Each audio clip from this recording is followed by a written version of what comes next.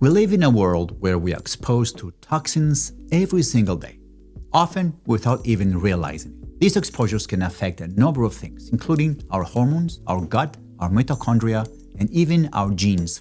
So the big question is, does our body need help with detox protocols? Hi, I'm Dr. Navarra, and you are watching my channel, Vibrant Health and Longevity.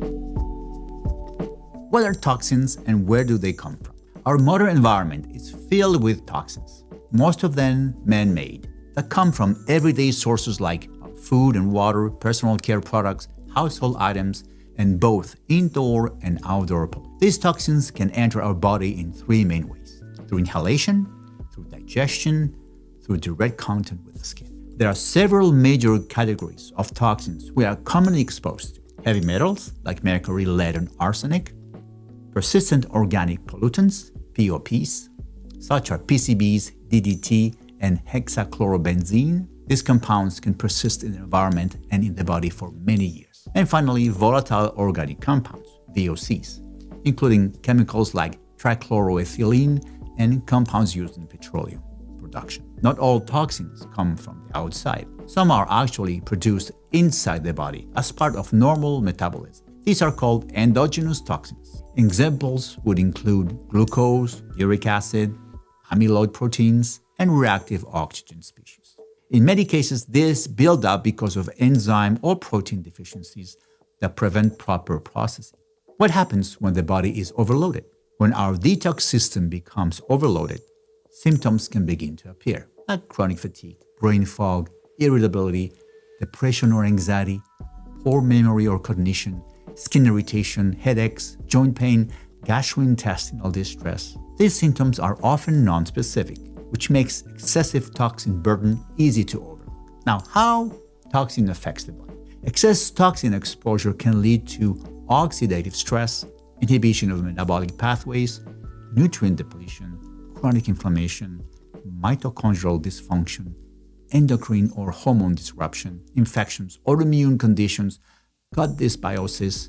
In other words, toxins can impact nearly every system in the body. How does the body process toxins? Once inside the body, toxins are processed and eliminated primarily by the liver, kidneys, lungs, skin, and large intestine via complex pathways. Our detox systems are designed to protect us, but the amount of toxic exposure we face today is far greater than what our biology originally evolved to handle. There are three phases of detoxification. Phase 1. Activation. This involves activation of toxins through oxidation. Phase 2. Conjugation. In Phase 2, activated toxins are conjugated, meaning they are transformed into water-soluble compounds that can be transported out of cells. So Phase 1 and Phase 2 occur inside the cell. Finally, Phase 3 is transport and excretion. Here, toxins are transported and excreted primarily through the liver, bile, and intestines, or through the kidneys and urine. Small amounts are also eliminated through the skin and lungs.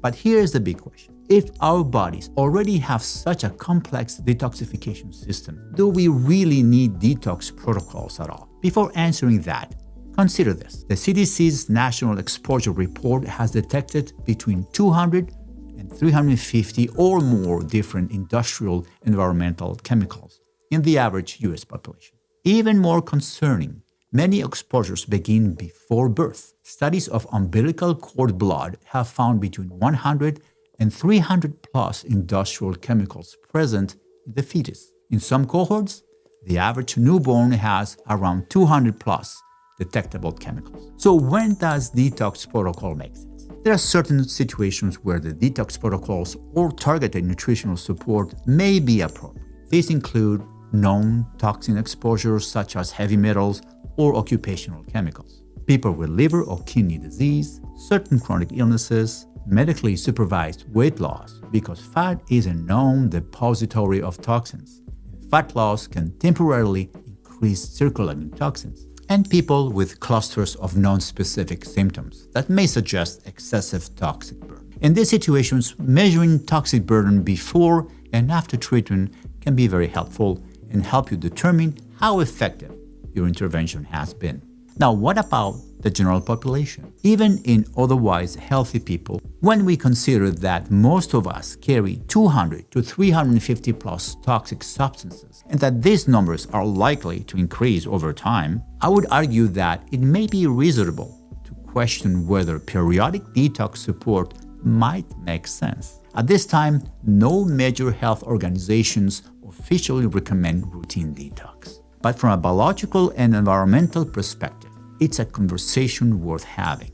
I want to leave you with one final question. Based on what we know about prenatal and newborn toxic burden, would it make sense to consider pre-conception detoxification by parents, or at least by the mother? Again, currently, there are no specific guidelines addressing this issue. But as environmental exposures continue to rise, this is a topic that deserves serious scientific and clinical discussion. My name is Dr. Navarra, and you're watching my channel, Vibrant Health and Longevity. Until next time, stay radiant, stay strong, and keep on thriving.